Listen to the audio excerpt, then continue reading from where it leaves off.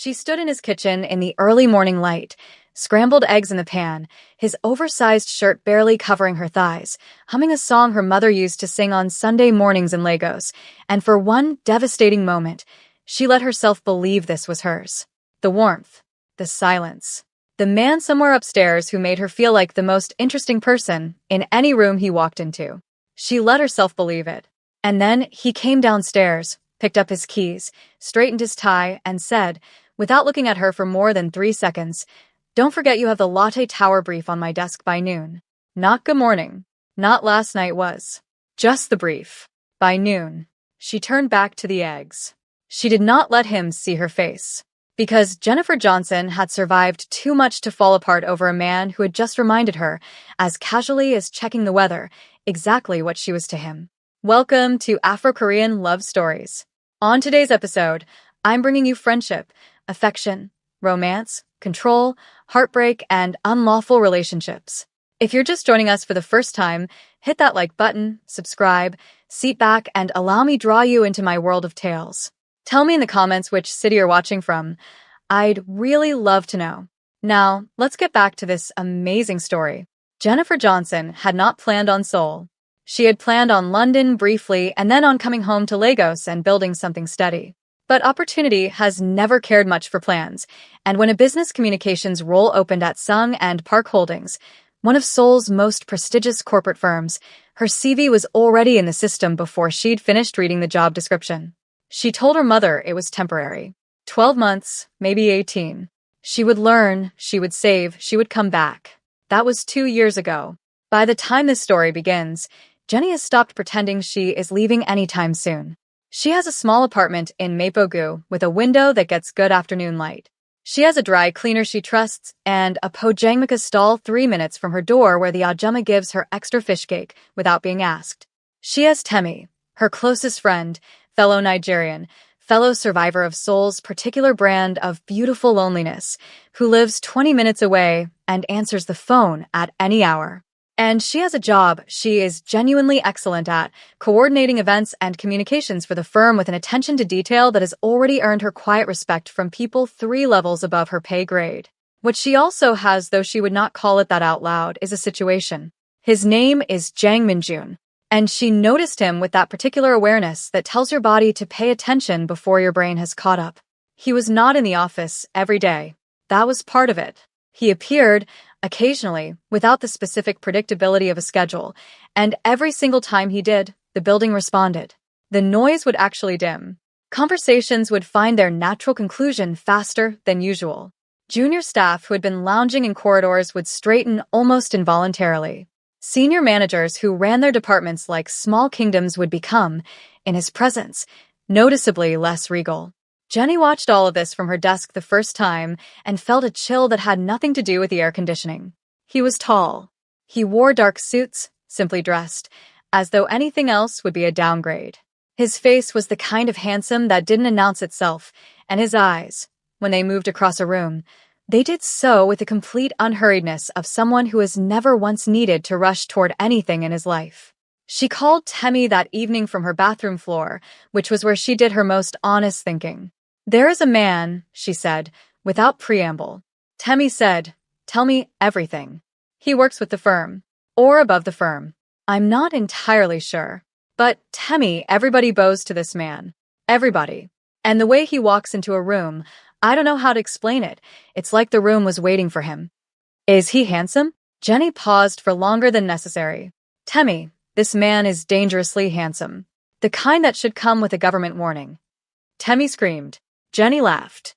And then she put a firm lid on it, because she had not come to Seoul to embarrass herself over a man she did not know, who clearly existed in a completely different stratosphere, and who probably did not notice her any more than he noticed the furniture.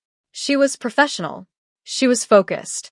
She was smart enough to understand that whatever Sung and Park Holdings was on paper, Jang Min-jun was something considerably more layered underneath it. The deference was too deep. The silence around him was too deliberate. She went back to work. She told herself she was fine. An invitation arrived on a Thursday afternoon, sitting in her inbox between a catering confirmation and a venue logistics email. A private company launch celebration. Smart casual attire. evening cocktails, an opportunity to connect with senior stakeholders in a more relaxed setting. She almost missed the address at the bottom, Hanam-dong, a residential street. She forwarded it to Temmie with no message, just the invitation. Temmie replied in 40 seconds. Jenny, that's not a firm. That's somebody's house. I know, Jenny wrote back. Whose house? Jenny stared at the email for a moment. The event was listed under Minjun's private holdings umbrella. She had seen the name on enough internal documents to recognize it. I think it's his, she typed. There was a pause long enough that Jenny imagined Temmie setting down whatever she was holding. You're going, Temmie said. It was not a question. Obviously, Jenny replied. It's a work event. She spent 40 minutes on her outfit the night before, which she told herself was normal. The car pulled up to the address on a Friday evening, and Jenny understood immediately. Sitting in the back seat looking through the window, what sat beyond those gates was a mansion in the truest sense. Manicured hedges lined the approach. Staff moved near the entrance with quiet efficiency. Through the tall windows, she could already see people moving, glasses catching light, the particular shimmer of an evening that had been very carefully constructed. She got out of the car. She smoothed her skirt. She walked in like she belonged. Inside, the evening was everything the invitation had promised. Champagne passed on trays, conversation happening in clusters, the low, pleasant noise of a gathering that knew it was well-resourced. Jenny moved through it comfortably, greeting colleagues, accepting a glass, making the kind of easy small talk she was genuinely good at. She was present. She was professional. She was also, quietly, aware that she was inside Jang Minjun's home, and that awareness sat at the back of her mind like a second heartbeat. Curiosity, her mother had always said, was Jenny's greatest gift and her most persistent problem. She drifted from the main reception room, following the architecture of the house with complete attention. The corridor she turned into was quieter. The light here was different. She passed one closed door, and then came to another that was not quite closed, sitting a few inches open, warm light leaking from the gap, the low murmur of voices underneath it. She should have kept walking. She knew that even as she paused. She looked. The room held perhaps 8 men. They were not standing around with champagne glasses. They were seated in the specific configuration of people conducting serious business, the kind that does not get minuted. There were no laptops open, no presentations running. Just men, and the quality of attention between them, and at the head of it, unhurried, entirely composed, speaking in a voice too low for her to catch the words, Jang Minjun. He looked different in this room. Or perhaps more accurately, he looked entirely like himself in a way that the corporate context had only partially revealed. There was an authority here that went beyond seniority. These men were not deferring to a boss. They were deferring to something older and more absolute than a job title. Jenny was in the doorway for perhaps 5 seconds. She registered what she was looking at, cataloged it, and then pulled the door back to its original position with the steadiest hand she had ever produced in her life. She turned. She walked back down the corridor at a perfectly normal pace. She returned to the reception room. She picked up a fresh glass of wine from a passing tray. She found a corner near the window and positioned herself in it like a woman who had been standing there all evening, pleasantly and without incident. Her phone was already in her hand. Temmie. I just saw something I was not supposed to see. The reply came fast. Jennifer Adiz Johnson. Hear me very well. You were looking for the bathroom. That is all you were doing. You go back into that party. You hold your wine like it owes you money. You smile at everyone who comes near you, and you act like the most unbothered woman in that building. Because you saw absolutely nothing. Jenny read it twice. Exhaled through her nose. Looked up. A man in a charcoal blazer was already approaching her with the particular smile of someone who had decided she was the most interesting person in the room. She gave him a warmer smile back and said something that made him laugh within 30 seconds. By the time a second man drifted over, she was already the quiet center of a small, easy conversation. Wine glass tilted just so, laugh arriving at exactly the right moments. If there was a woman in that room without a care in the world, it was Jennifer Johnson. She did not look toward the corridor once. The evening wound down the way good evenings do, gradually, then all at once. Guests gathered their things. Cars were called. The gentle machinery of departure set itself in motion. Staff moved through the rooms, collecting glasses and folding linens and restoring the space to its original dignity. And Jenny, because her mother had raised her and her grandmother had raised her mother, could not physically walk past a half-cleared table and treat it as someone else's problem. She set her clutch on a side chair. She looked around, confirmed no one was paying her particular attention, and began to help. She unbuttoned the top 2 buttons of her blouse because she was warm and movement required freedom. She reached back and unzipped her skirt a few inches at the side for the same reason. She stacked. She cleared. She hummed something low under her breath, an old fellow record her father used to play on Sunday afternoons, and she was so entirely inside her own domestic efficiency that she did not hear him come in. She turned and found Jang Min-jun standing in the entrance of his own reception room, jacket open, tie loosened 1 precise inch, watching her with an expression she could not immediately name. It was not displeasure. It was something more considered than amusement. It was the look of a man who had walked into a room expecting to find it empty and found something that genuinely surprised him instead. She was aware of the buttons, the unzipped skirt, the fact that her hair, which had been neat and pinned at the start of the evening, had relaxed into something considerably more honest. She did not scramble. Scrambling was not in her nature. I was just helping, she said. Calmly. Direct. He looked at the tray in her hands, then back at her face. He crossed the room, picked up a glass from the nearest surface, and placed it on her tray. One quiet, deliberate gesture, like a man who had decided to participate. You didn't have to, he said. His voice, up close, was lower than she expected. Even. Almost warm. I know, she replied. I wanted to. He almost smiled. Not quite, but almost. They talked for 20 minutes in that reception room while the remaining staff moved quietly around them like water around 2 stones. He asked her how long she had been with the firm. She told him. He asked whether she had settled into Seoul or whether it still felt foreign. She thought about the ajumma who gave her extra fish cake without being asked, about the dry cleaner who had learned to pronounce her name properly, about the afternoon light in her Mapogu apartment. She said it felt like a city she was still learning but had stopped being afraid of. He listened to that answer with the full weight of his attention, which was, she was already discovering, a considerable thing to be on the receiving end of. He asked if she had eaten. She had not, actually. She had been too busy trying to be inconspicuous to touch the food. He led her to the kitchen without ceremony, found what the caterers had left covered on the counter, and put a plate in front of her like it was the most natural thing in the world. She sat on a bar stool in his kitchen at 11:30 at night, eating John with her skirt still unzipped at the side, and thought, privately, that this was either the beginning of something wonderful or the beginning of something she would need to survive. When his driver pulled up outside her building 40 minutes later, she said goodnight with a composure she was genuinely proud of. She watched the car until it turned the corner. Then she took the stairs to her apartment 2 at a time, sat on her bathroom floor, and called Temmie. She talked for 1 hour and 50 minutes. Temmie did not complain once. He fed you, Temmie said, at some point near the end. He found leftover food from his own catering and put it in front of me. Jenny. The man fed you in his kitchen at midnight. I know what it sounds like. It sounds, Temmie said carefully, like he is interested. And I think you should stop pretending you are not. Jenny lay back on her bathtub and stared at the ceiling and said nothing for a long moment. He's my boss, Temmie. He is your boss's boss's boss, Temmie corrected, which technically means there are enough people between you that you could argue the conflict of interest is minimal.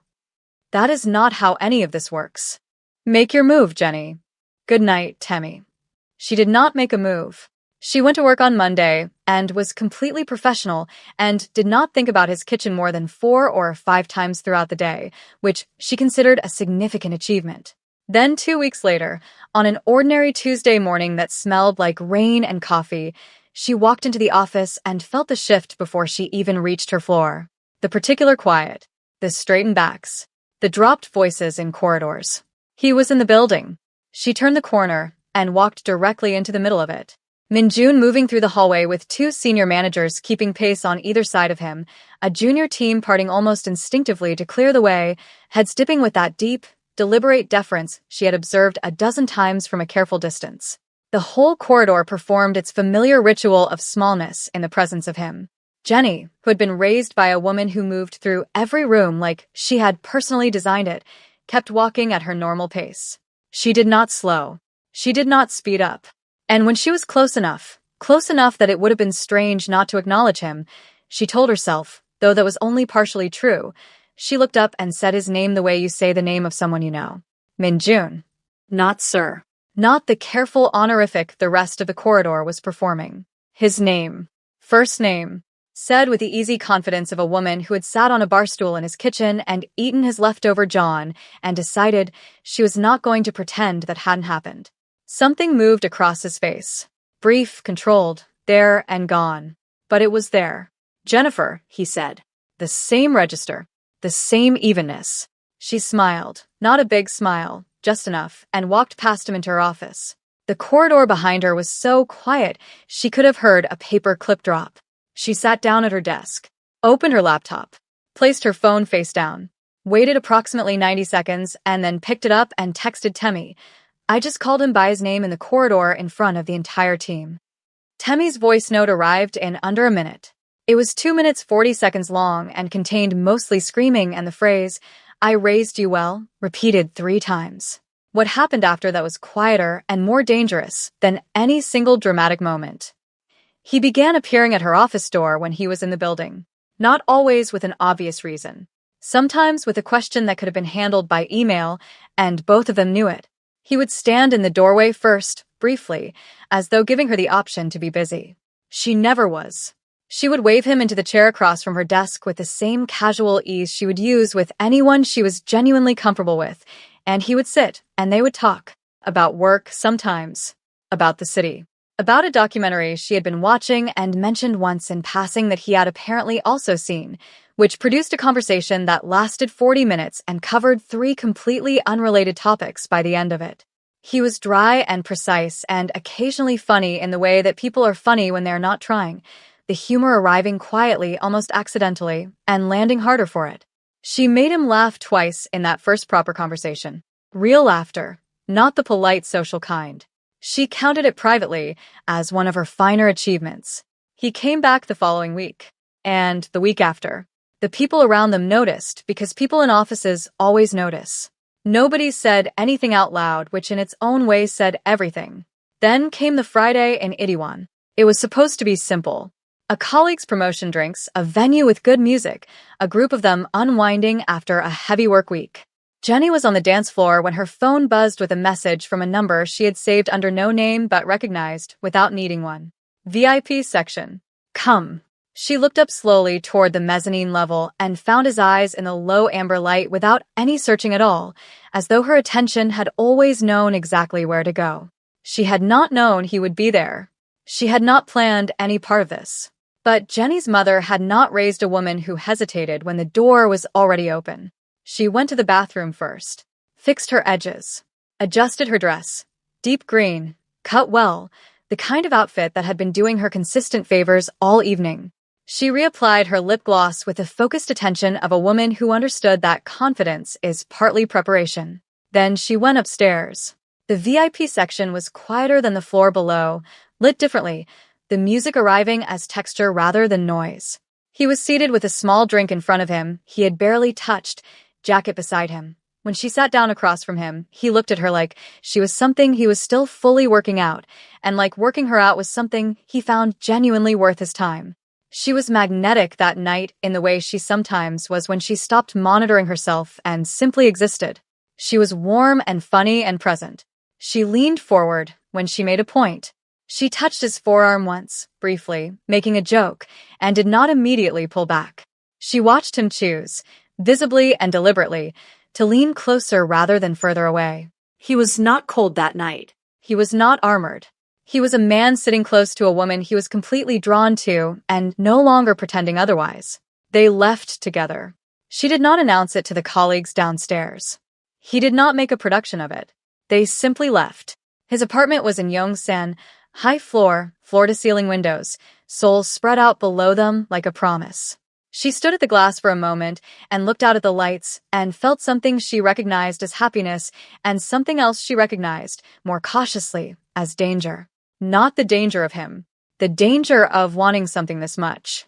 He stood beside her. Close enough. And whatever careful professional distance she had been maintaining for months dissolved so naturally she almost didn't notice it happening. That night was extraordinary in the way that first times are when two people have been circling each other long enough that the finale of it carries the weight of everything that came before. In the morning she woke before him. She lay still for a moment in the gray early light and listened to the silence of his apartment and made a decision. The way she always made decisions. Quickly, clearly, without prolonged deliberation. She got up. She found his kitchen. She found eggs. She was at the stove, his shirt on, the city beginning to lighten outside the window when she heard him come downstairs. But before we get into what happened next, I want to go back to something. That door. That corridor.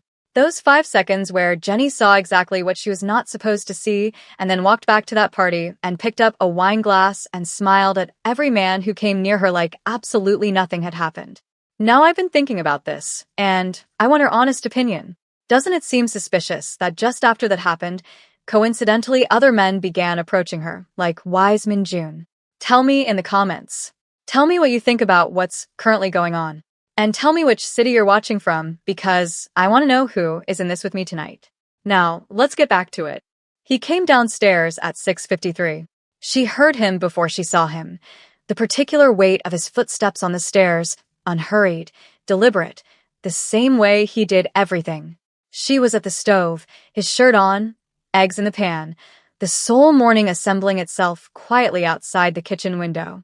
She had woken early the way she always did in unfamiliar spaces, that Lagos instinct of never sleeping too deeply somewhere that wasn't fully hers, and rather than lie there she had done what her hands naturally reached for.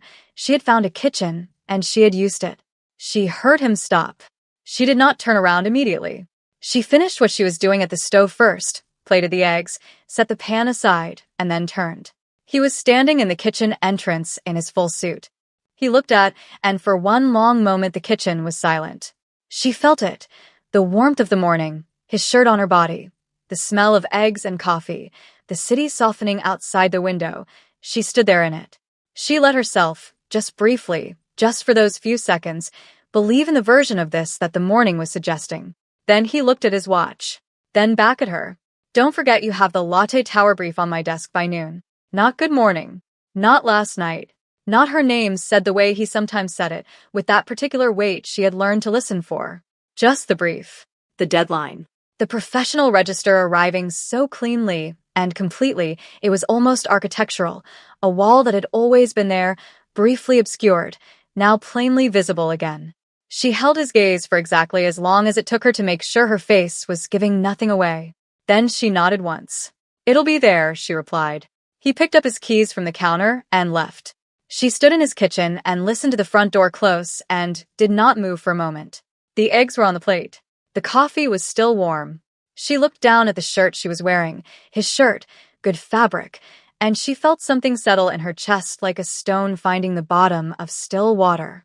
She understood now, not with the part of her that had been arguing and hoping and reading moments carefully for signs. She understood what she was in this kitchen. She understood what last night had been filed under, in the precise and organized mind of Jang Min-jun, and it was not what the morning had briefly, foolishly suggested. She rinsed the pan. She folded the dishcloth. She got dressed in yesterday's clothes and decided to hold on to the last form of dignity available to her. She let herself out quietly. In the cab, she sat with her hands in her lap and watched Seoul slide past the window and made herself a promise, quiet, private, that she was not going to keep giving mornings to something that ended at noon. She mostly kept that promise. For a while. Because the thing about Jang Min-jun was that he kept coming back, and he kept being the version of himself that made the promise hard to hold. Not the 6:53 version with the keys and the brief and the wall. The other one. The one that appeared in her office doorway with a question that could have been an email. The one that remembered, weeks later, the name of the restaurant she had mentioned once in passing and asked if she had been yet. The one whose laugh arrived quietly and without warning and landed somewhere in her chest she had not given him permission to reach. He came to her office on a Tuesday afternoon 3 weeks after that morning, and they talked for an hour about something that started as work and became 4 other things by the end of it. He came back the following week. And the week after. And each time he left, she sat at her desk in silence he left behind and had a very honest conversation with herself about what was happening, and each time arrived at the same conclusion, that she was falling, slowly and completely, and had perhaps already fallen further than falling implied. She told Temmie all of it one evening, stripped the comedy she usually wrapped hard things in. Laid it out plainly. The mornings, the office visits, the laugh, the hair, the way he looked at her when he thought she wasn't watching, and the way he had walked out of his own kitchen that first morning without once looking back. Temmie listened to everything. Then she said carefully, "He's giving you enough to stay, and not enough to hold. That's not confusion on his part, Jenny. That's a choice." Jenny sat with that for a long time. "I know," she said finally. "So, what are you going to do?" She had been asking herself the same question for weeks. She had been watching him for the answer, looking for the thing that would tell her she was wrong. There were moments that argued her case. Real ones. The gentleness that arrived in him, sometimes with a suddenness that seemed to surprise even him. She was not imagining that. But their time together existed in a sealed compartment. Beautiful inside its walls, but sealed. No one in his life had ever met her. No evening had ever extended into something that looked like a future. And every morning, without exception, ended the same way, with him assembled and departed, and her left holding whatever the night had made her feel, alone.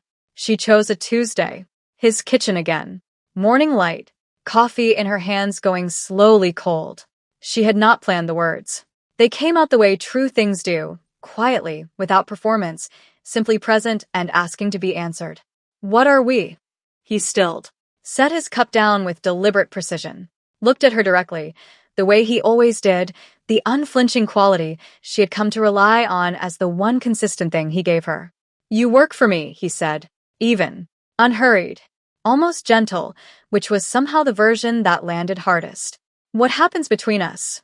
I haven't placed it in a category. It isn't something I think of as something that could be placed in one." She waited. She gave him the full silence in case there was more. There wasn't. She nodded once. She stood. She picked up her bag with steady hands and walked to his front door, closed it behind her without a sound. She made it half a block before she stopped on the pavement and breathed. She called Temmie. Temmie picked up on the second ring. 10 seconds of silence passed between them. Then, "He told me I'm just his employee." Temmie said nothing for a moment. Then softly, "Are you okay?" Jenny looked up at the flat gray sky. "No," she said honestly, "but I will be." She started walking. Slow at first, then steadier.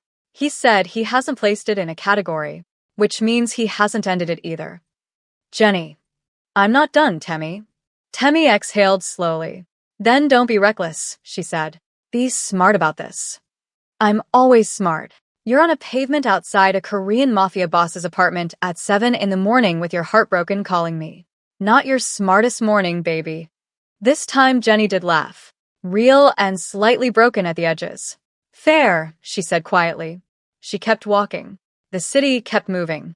And behind her in that high-floor apartment, she could not know that Jang Min-jun was still standing at his kitchen island with his coffee cold beside him, staring at the door she had closed so quietly, like a man who had just said exactly what he intended to say and was standing in the aftermath of it, discovering, for the first time, that meaning something and being right about it were not always the same thing. What Jang Min-jun told himself, in the beginning, was that it was necessary. He had built his organization on one principle above everything else, that information, uncontrolled, was the only thing that could truly destroy him. Not rivals. Not law enforcement. Not the carefully managed enemies who respected the boundaries of their arrangements. Information. The wrong person knowing the wrong thing and deciding, for whatever reason, fear, money, principle, accident, to let it leave the room it belonged in. That was the vulnerability that kept him precise. That was the thing he never left to chance. So when his head of security came to him 3 days after the company launch and told him that one of the firm's coordinators had been seen in the East Corridor, the corridor that led to the meeting room, the corridor that had no reason to draw a guest who was simply attending a party, he had listened without expression and asked 2 questions. How long was she in the corridor? And did she open the door? The answers were 4 to 6 seconds. And yes, briefly. He had looked at the security footage of Jennifer Johnson standing in that doorway, and he had made a decision from that day on that he needed to know what she had seen, what she had understood. Whether she was the kind of woman who stored things quietly and waited for the right moment to use them, or whether she was simply someone with an unfortunate sense of curiosity and no idea what she had walked into. He needed to assess the risk, manage it if necessary, contain it. That was what he told himself. So he began appearing at the firm more frequently. He found reasons to move through her floor. He stopped at her office door the first time with a question that was genuinely work-related, barely, but genuinely, and he watched her answer it. He watched the way she held herself, the way she spoke, the way her eyes moved when she was thinking versus when she was performing. He was good at reading people. He had survived long enough to be extraordinarily good at it. She was not performing. That was his first assessment. She was precisely what she appeared to be, sharp, warm, unbothered in a way that was not practiced but simply natural to her. She did not have the particular quality of someone carrying a secret they were managing. She had the quality of someone who had tucked an uncomfortable thing away and decided, cleanly and practically, to leave it there. He came back the following week. He told himself he needed more data. A single assessment was not sufficient. He needed pattern, consistency, a fuller picture of who she was and how she operated under sustained proximity to him. She called him by his name in the corridor and did not bow. He walked away from that moment and spent the rest of the afternoon doing other things and telling himself that her boldness was a data point. Confidence without deference could mean several things. It was worth understanding. He came back to her office. He stayed longer than the previous time. She made him laugh without trying, and he filed that away under nothing in particular, and left. He came back again. At some point, he could not locate the exact week, which should have told him something. He stopped framing the visits as assessment. Not because he made a decision to stop. Because the framing simply fell away, the way scaffolding comes down when the building no longer needs it, and he didn't notice it going because he was too occupied with the thing it had been holding up. He noticed what she ordered when they got food. He noticed the way she hummed when she was comfortable in a space. He noticed that she laughed with her whole face, and that her whole face was something he had developed a specific and inconvenient interest in. He noticed what she made him feel, in the particular sealed compartment of their time together. He noticed all of this and filed it under nothing. Because filing it under something would have required him to look at it directly, and looking at it directly would have required him to admit that whatever had begun as surveillance had become something his operational vocabulary did not have a clean word for.